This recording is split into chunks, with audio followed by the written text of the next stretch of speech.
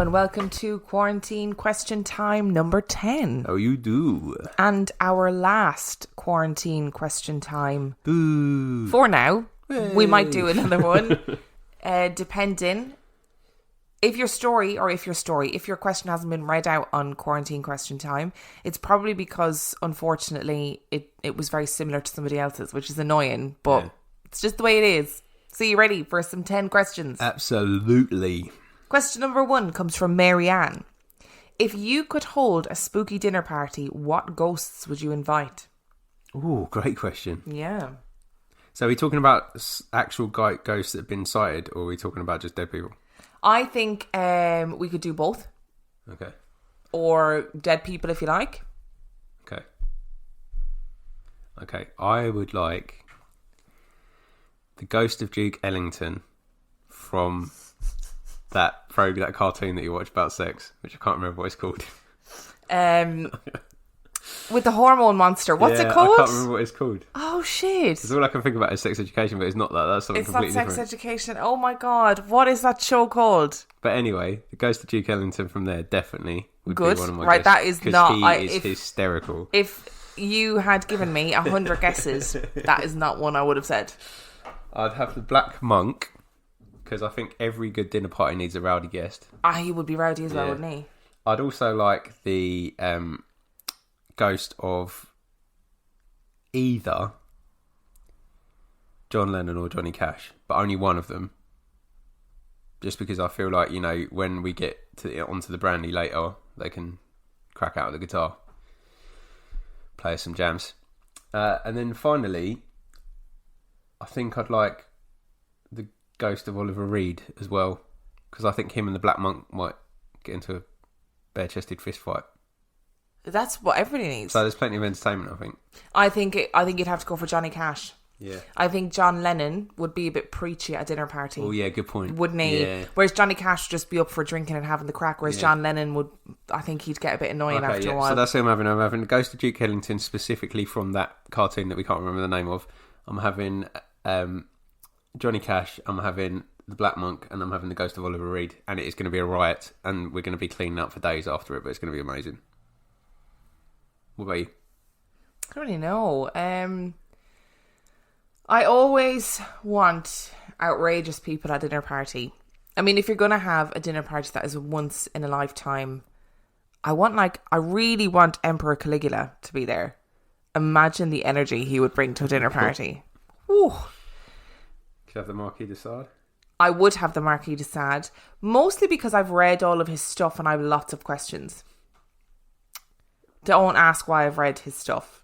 I mean, but it's where he makes the big reveal that it's entirely all made up. But actually he just stayed at home all the time. Would he be too controversial at a dinner party?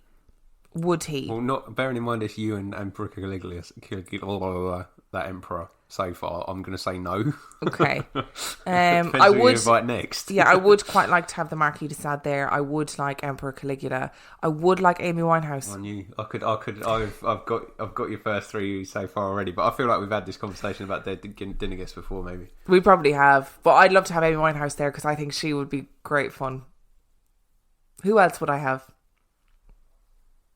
I'd like Shakespeare, but I don't know if he'd be good crack. That's what I was going to go for. That would have been my fourth choice. If they'd asked me to pick your guests, I would have gone for Shakespeare as well. I feel like Shakespeare might have been a bit confused. Like, I feel like Emperor Caligula was probably so full of himself that actually the fact that he was with a load of people from the future just wouldn't faze him. I don't think he'd be bothered. Whereas I feel like Shakespeare would be a bit like quiet, because he'd be like, I don't understand what's going on. Who are all these chaotic people? Really, is this what the world became? And the drunker I would get at this dinner party, the more Shakespeare I would attempt to recite at Shakespeare. Yeah. And it'd be like, I haven't even written that one yet. He'd be like... Well, obviously, yes, because he's dead, but, Or else he'd be like, I never actually wrote them. Why are you quoting Marlowe at me? Awkward, imagine. I don't know, there's loads of people that I would... Freddie Mercury. I'd switch Shakespeare out for Freddie Mercury. I think I would as well. So I feel like him and Amy Winehouse would get on like a house on fire. Yeah, I think me and Freddie Mercury would get on a house on fire. Maybe. All right, don't say that. I love Freddie Mercury. Question number 2. If you could be any kind of cheese, what cheese would you be? From Rhiannon Cole. What a question. It depends whether I've still got a survival instinct. Because I feel like if I'm a good cheese that everybody likes, I'm not on the earth for very long, am I? Because everybody's going to eat me. Let's rein that in there for a second. You are questioning whether or not you have a survival instinct as cheese. Yeah. Right, just take the survival instinct out of it. You're not going to be battling humans away as a lump of cheese. No, but I was just thinking, like, if I want to exist... Okay, you exist. No, but if I want to exist for a period of time as a cheese, then it would be better to be a rank cheese that nobody likes, because then you're more likely to... But no, what cheese encapsulates your personality, I think, is more so what the question is. Fucking hell. I think I'll go for mozzarella. Most people like me and I'm very inoffensive. That's good. Don't shake your head just by saying no. No, I'm nodding. That's good. And mozzarella is lush. Like, I could eat mozzarella like an apple. But it is very inoffensive, though. It is. It's a very inoffensive cheese. There's very few people in the world who would say, I hate mozzarella. Whereas I think I would be like a strong blue cheese. And I would love you. Whereas either people either love me or they hate me. Yeah, that's a good... And some people do find me really offensive. Yeah. And that's fine. Yeah. I was going to say I might smell, but I don't, so... And again, you'd survive longer than me. I probably would, but mostly because people would stay away because they'd be like, oh, smells like feet. I know what would happen, though, is that the first people we encounter would be presented with mozzarella and blue cheese, and it would be someone like... Sinead that's like a cheese fanatic and would go not eating that mozzarella and just devour you in about 5 seconds, and then I'd just be there laughing. Yeah, you'd be like, haha, look at me now, bitch. My granddad used to eat lumps of blue cheese. I could eat on its own. Blue cheese. Me too, love it. Yeah. Blue cheese is great. Question 3. I mean, we're getting to the real questions this week. What kind of bear is the best kind of bear? From Heidi Zettel. A bear behind? What? I was trying to be funny. It didn't work. I don't know. I feel like Yogi Bear's little bully. Scrappy. No, that's Scrappy-Doo. That's Scooby-Doo.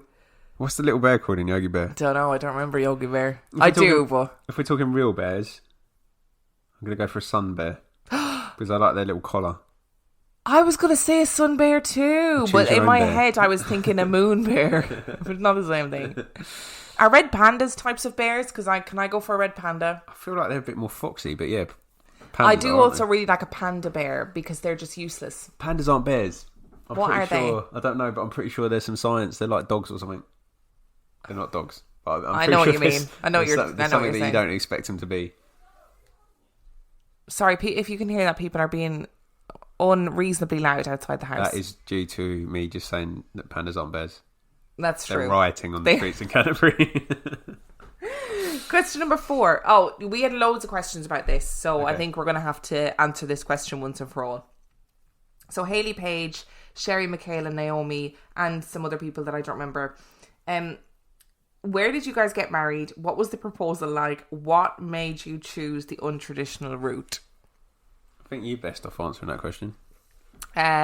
We got married in the City Hall in Brighton. Yep. There was no proposal. No, I just suggested it when I was drunk and then had to reaffirm it when I was sober. Yeah, that was it. That sounds really like flippant, but that was genuinely what happened. And what made us choose the untraditional route?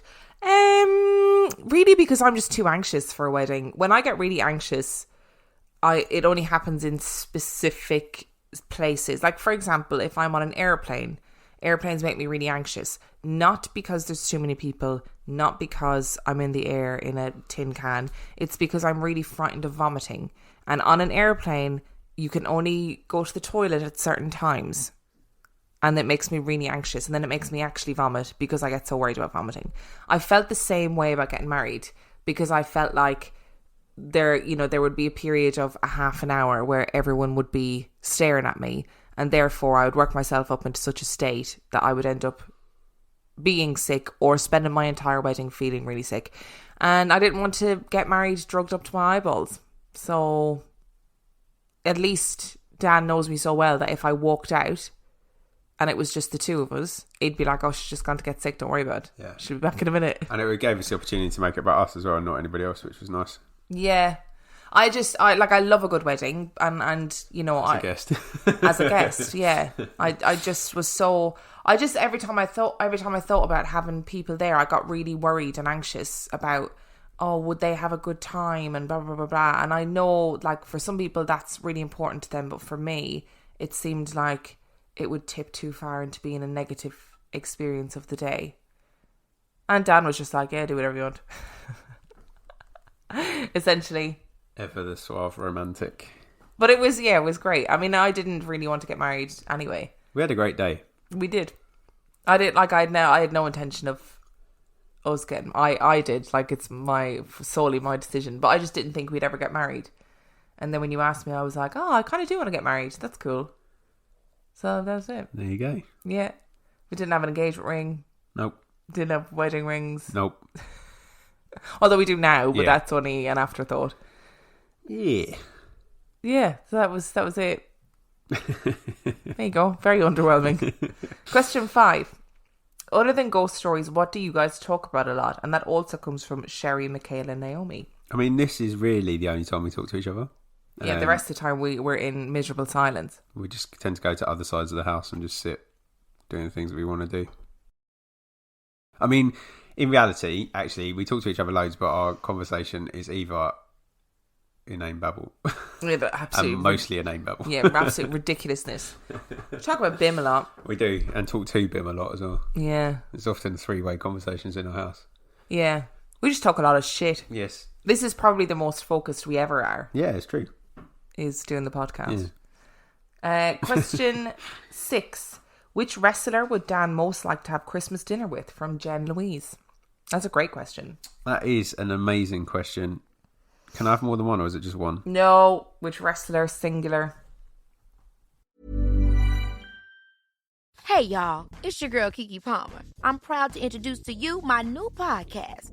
Baby, this is Keke Palmer, exclusively on Amazon Music. I'm putting my friends, family, and some of the hottest experts in the hot seat to ask them the questions that have been burning on my mind. What would former child stars be if they weren't actors? Is OnlyFans only bad? I want to know, so I asked my mama about it. These are the questions that keep me up at night, and I'm letting y'all all in on it. Come kick it with me and my weekly guests as we go down the rabbit hole and dive deep into my mind together. Listen to Baby This is Keke Palmer, exclusively on Amazon Music.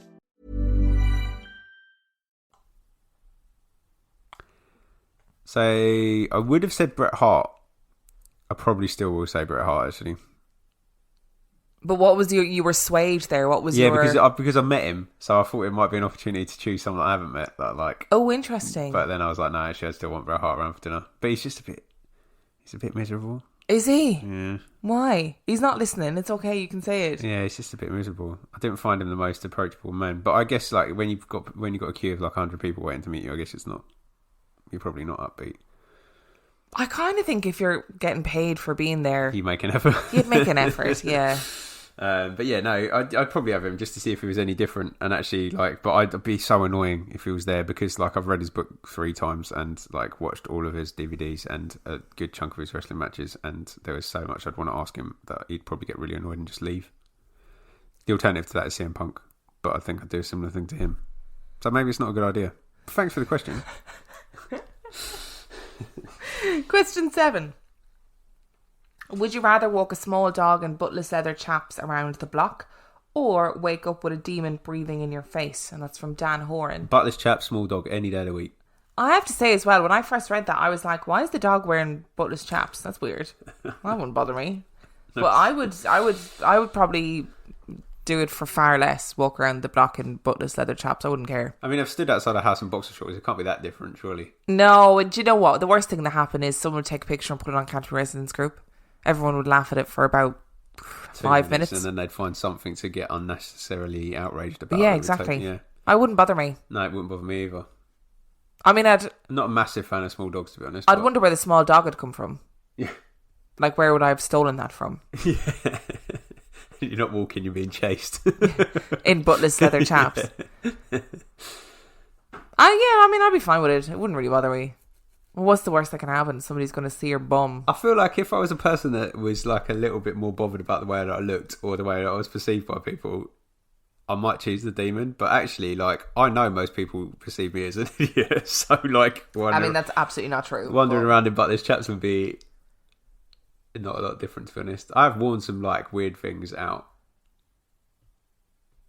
Yeah, I mean, your dress sense anyway is a bit mad. Yeah.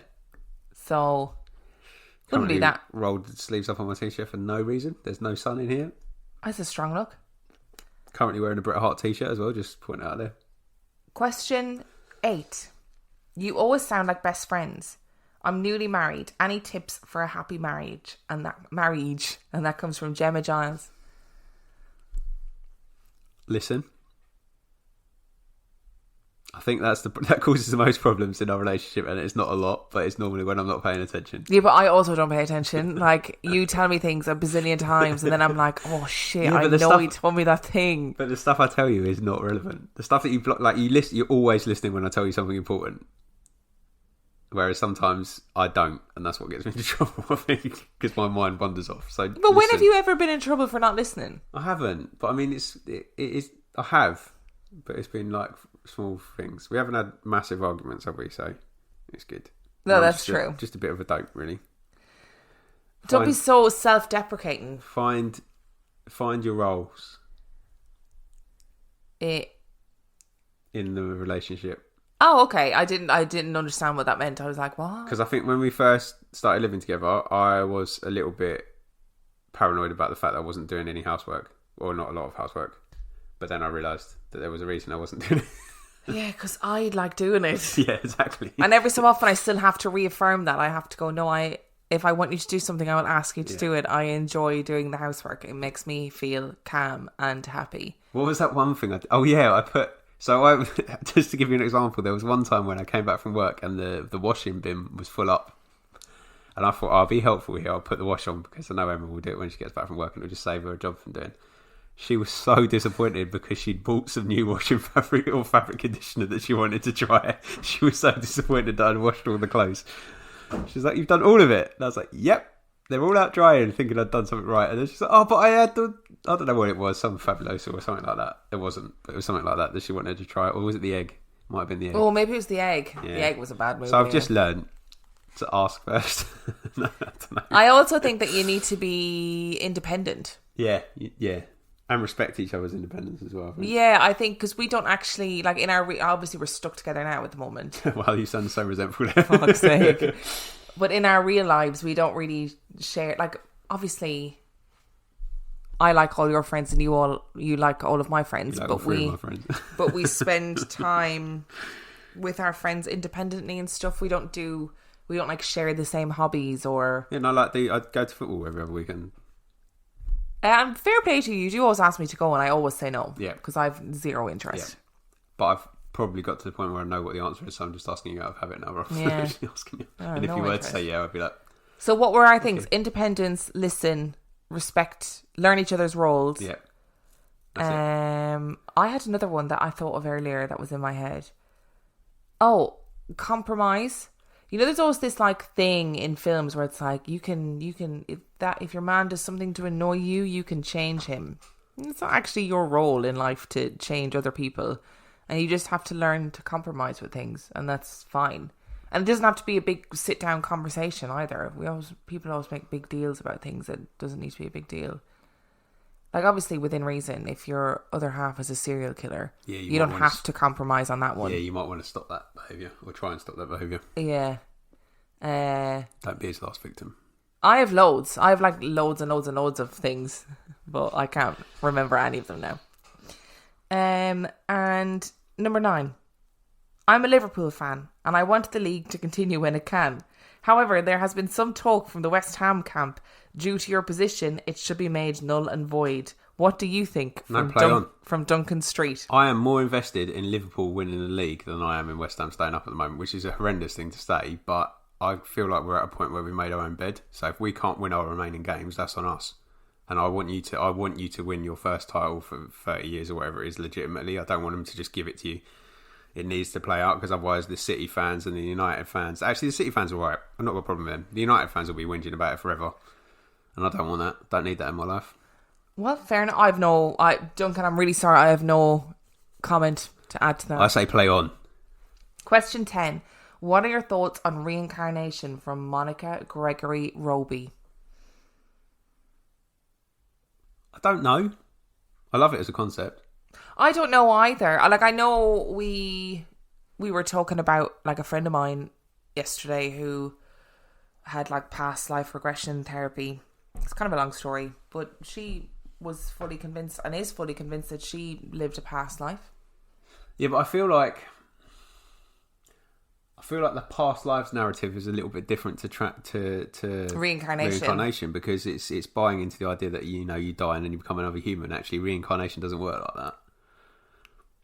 But I don't want to be reincarnated as some shit. Yeah, but that's if you're deciding on reincarnation, you accept what it is or you don't. I don't think you can find a narrative that suits you. Yes, I can. I have been a human for 25 million years. No, sometimes you have to be an ant. Sometimes you have to be a dung beetle. It's just the way it works if you're going to subscribe to that philosophy. I feel like that is the perfect place to end this episode. Oh, we haven't got 10 questions then. That was 10. Oh, was it? I thought you said question 9, sorry. No, it was 10. Need to be taking notes. And this is the last quarantine question time for a while, maybe. I don't know. I haven't figured it out yet. So thank you for submitting your questions. We love you all, and we will see you next week. Bye.